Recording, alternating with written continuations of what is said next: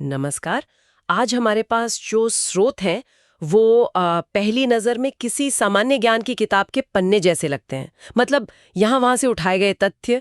लेकिन हमारा काम इन तथ्यों को सिर्फ पढ़ना नहीं है, बल्कि इनके बीच के धागों को जोड़ना है। कैसे सिक्किम का एक लोक नृत्य भूगोल से जुड़ता है, कैसे एक स्पोर्ट्स ट्रॉफी इतिहास से, और कैसे संविधान का एक अनुच्छेद देश की राजनीति से। तो चलिए जानकारी के इस ढेर में छिपी कहानियों को खोजते हैं। बिल्कुल सही कहा आपने। ये बिखरे हुए मोती जैसे अलग अलग देखें तो बस तथ्य हैं, लेकिन जब इन्हें एक साथ पिरोया जाता है तो भारत और दुनिया की एक खूबसूरत तस्वीर उभर कर सामने आती है।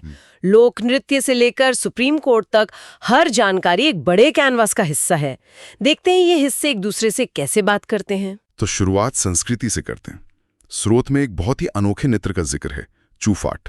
मैंने इसके बारे में पहले नहीं सुना था। चूफाट, हाँ, ये सिक्किम का है। हाँ, और सबसे दिलचस्प बात यह है कि इसे कंचनजंगा पर्वत के सम्मान में किया जाता है। ये सिर्फ एक कला नहीं, बल्कि एक तरह की आराधना है। ये कितना आम है कि हमारे लोक नृत्य सीधे सीधे प्रकृति की पूजा से जुड़े हों। ये बहुत ही आम है, और असल में यही भारतीय लोक परंपराओं की आत्मा है। चूफाट इसका बेहतरीन उदाहरण है। आप सोचिए, पहाड़ों में रहने वाले समुदायों के लिए वो पर्वत सिर्फ एक भौगोलिक ढांचा नहीं है, वो एक रक्षक देवता है। अच्छा। उनका जीवन, उनकी फसलें, सब कुछ उस पहाड़ के मिजाज पर निर्भर करता है।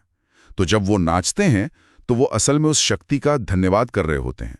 इसी तरह आप देखेंगे कि मैदानी इलाकों के नृत्यों में नदियों और फसलों का जिक्र होता है, और तटीय क्षेत्रों में समुद्र का। सही बात है। श्रोत में राजस्थान के तेहरताली नृत्य का भी उल्लेख है, जिसमें महिलाएं सिर पर दिए रखकर नाचती हैं। ये भी किसी गहरे प्रतीक से जुड़ा होगा। निश्चित रूप से तिरताली नृत्य बाबा रामदेव जी के सम्मान में किया जाता है, और इसमें महिलाएं अपने शरीर पर 13 मंजीरे बांधकर उन्हें बजाती हैं, और सिर पर जलता हुआ दिया वो ज्ञान और आस्था के प्रकाश का प्रतीक है। ये सिर्फ मनोरंजन नहीं, ये भक्ति और कौशल का अद्भुत संगम है। और पश्चिम बंगाल का गंभीरा भी है। हाँ, गंभीरा, जो एक नकाबपोश नृत्य है और अक्सर सामाजिक मुद्दों पर व्यंग करने के लिए इस्तेमाल होता है। मतलब कला सिर्फ पूजा नहीं, समाज का आईना भी है। इतने सारे ऊर्जा से भरपूर नृत्यों की बात सुनकर तो लगता है कि इन्हें करने के लिए वैसी ही ऊर्जा देने वाले खाने की भी जरूरत पड़ती होगी। देखते हैं हमारे श्रोतों में खाने पीने के बारे में क्या दिलचस्प है। खाने की बात हो और विविधता ना हो, ये तो हो ही नहीं सकता। श्रोत में कुछ पारंपरिक व्यंजनों का मिलान किया गया है, जैसे मेघालय का जादो, जो चावल और मांस से बनता है। हाँ, और गोवा का सोरपुटेल, जो पुर्तगाली प्रभाव दिखाता है।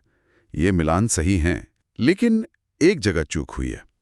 टेंगा नाम के व्यंजन को कर्नाटक से जोड़ा गया है। अच्छा, तो ये गलत है। हाँ बिल्कुल। मासोर टेंगा असम की एक बहुत प्रसिद्ध खट्टी मछली करी है। ये छोटी सी गलती भी हमें ये याद दिलाती है कि भारत का पाक परिदृश्य कितना विशाल और विशिष्ट है। एक राज्य का प्रमुख व्यंजन दूसरे राज्य के लिए पूरी तरह से अनजान हो सकता है। और खाने के साथ संगीत न हो तो मजा अधूरा है। स्रोत में भारतीय संगीत वाद्ययंत्रों को 4 श्रेणियों में बांटा गया है। मुझे ये वर्गीकरण हमेशा से बहुत वैज्ञानिक लगता है। ये है भी। ये वर्गीकरण भरत मुनि के नाट्य शास्त्र से प्रेरित है, जो हजारों साल पुराना है। सोचिए, उस समय के संगीतकारों ने ध्वनि उत्पन्न होने के तरीके के आधार पर वाद्ययंत्रों को कितनी तार्किक तरीके से बांटा था। तत्वाद्य यानी तार छिड़कर, सुशिर वाद्य यानी हवा फूंककर, घनवाद यानी ठोस चीजों को टकराकर, और तालवाद्य यानी चमड़े पर आघात करके।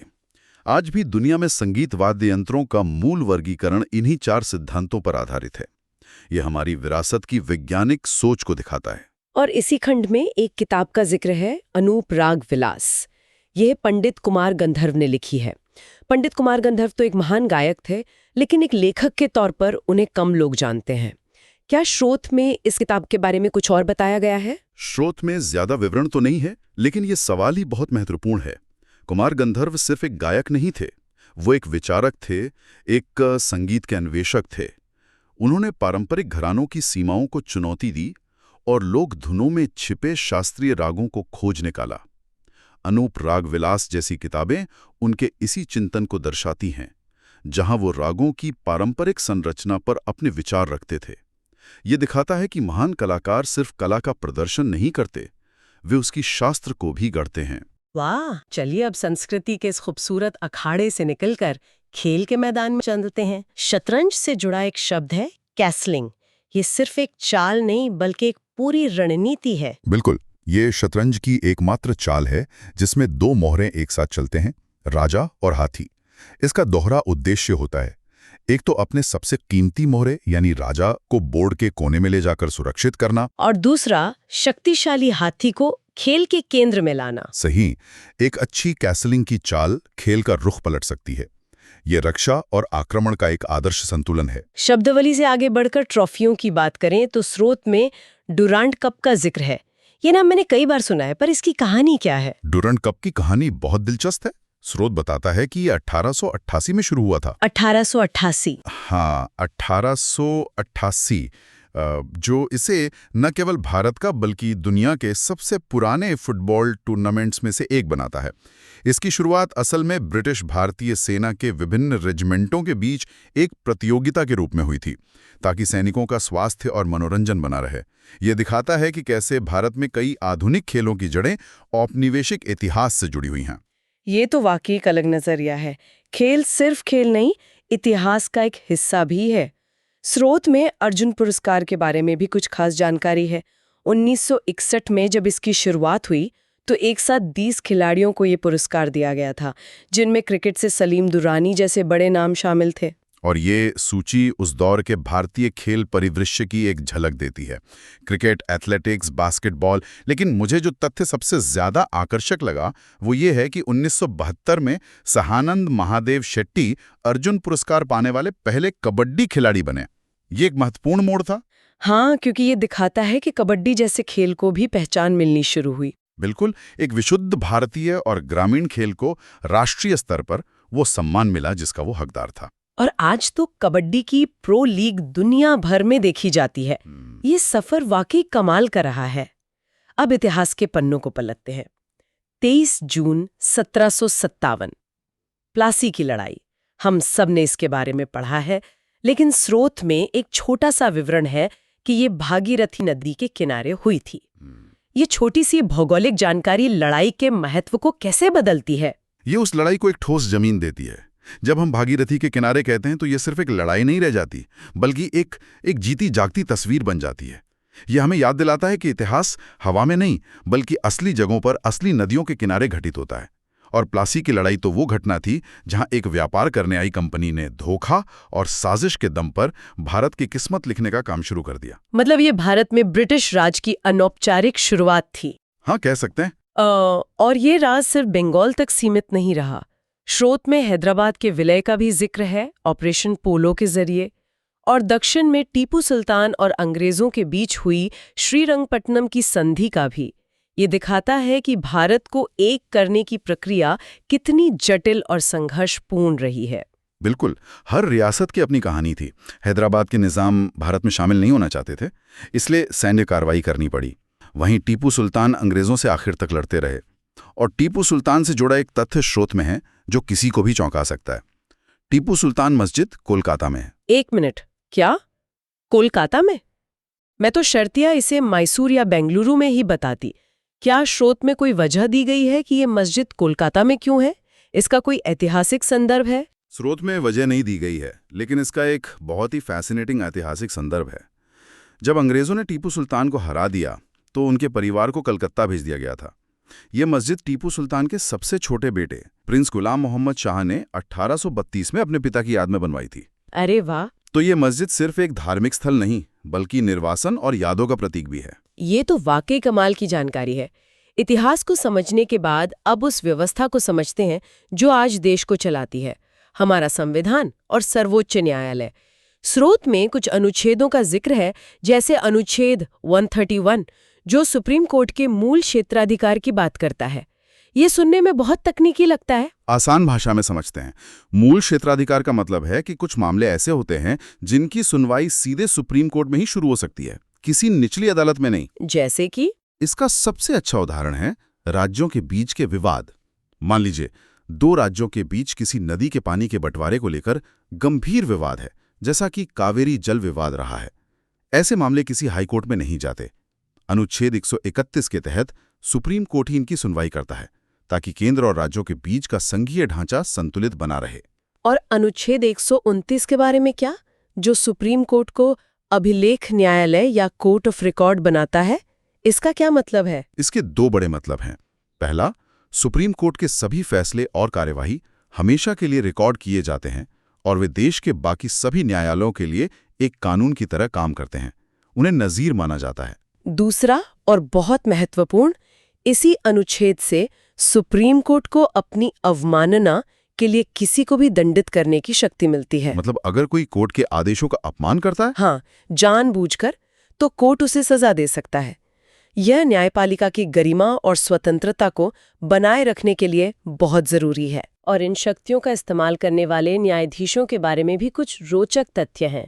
भारत के सबसे लंबे समय तक मुख्य न्यायाधीश YV चंद्रचूड़ थे, लगभग 7 साल, और सबसे कम समय के लिए कमल नारायण सिंह, सिर्फ 17 दिनों के लिए।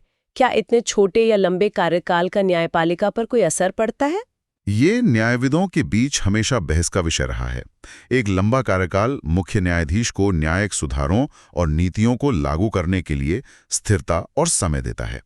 वहीं एक बहुत छोटा कार्यकाल, जैसा कि 17 दिनों का था, ये सवाल खड़ा करता है कि क्या इतने कम समय में कोई सार्थक प्रशासनिक या न्यायिक नेतृत्व दिया जा सकता है। यह दिखाता है कि हमारी व्यवस्था में निरंतरता और बदलाव दोनों के तत्व मौजूद हैं।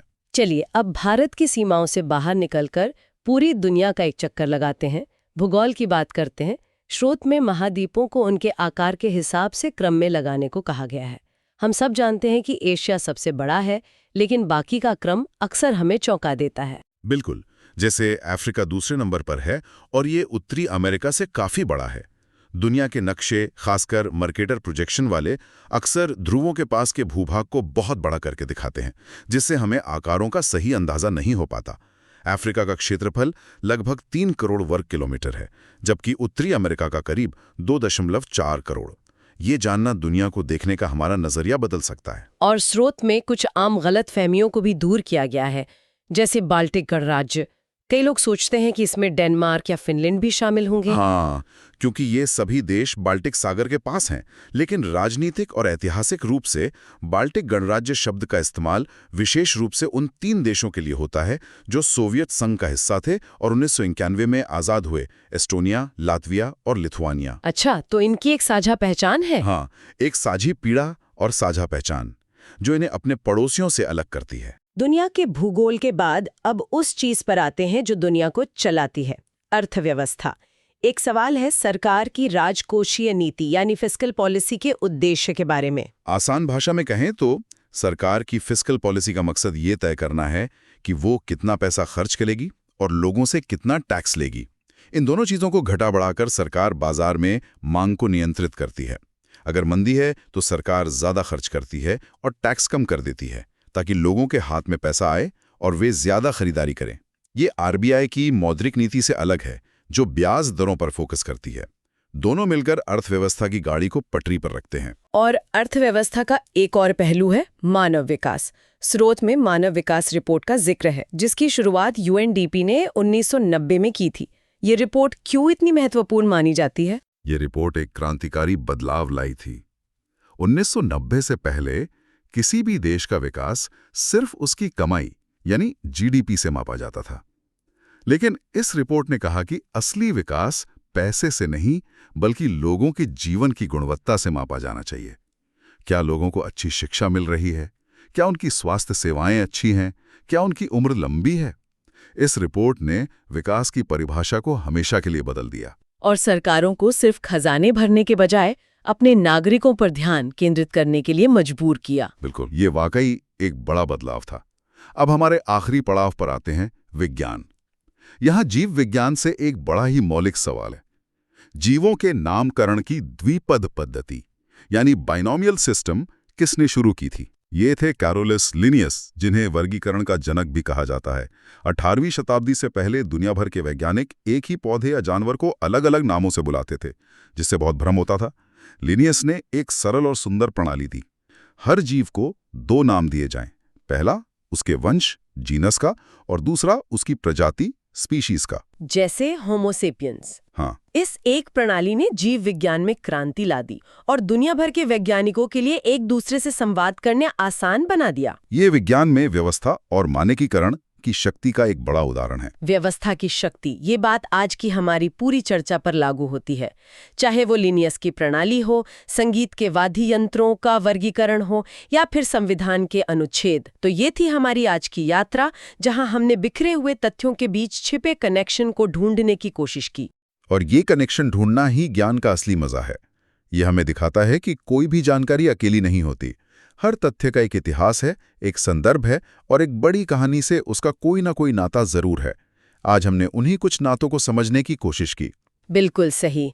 और इस बातचीत को समाप्त करने के लिए स्रोत में एक मजेदार सवाल श्रोताओं के सोचने के लिए छोड़ा गया है, जो इसी वर्गीकरण की दुनिया से जुड़ा है। जी, और सवाल है, डॉल्फिन के समूह को क्या कहा जाता है? इस सवाल के साथ हम आज की एक गहरी पड़ताल यहीं समाप्त करते हैं।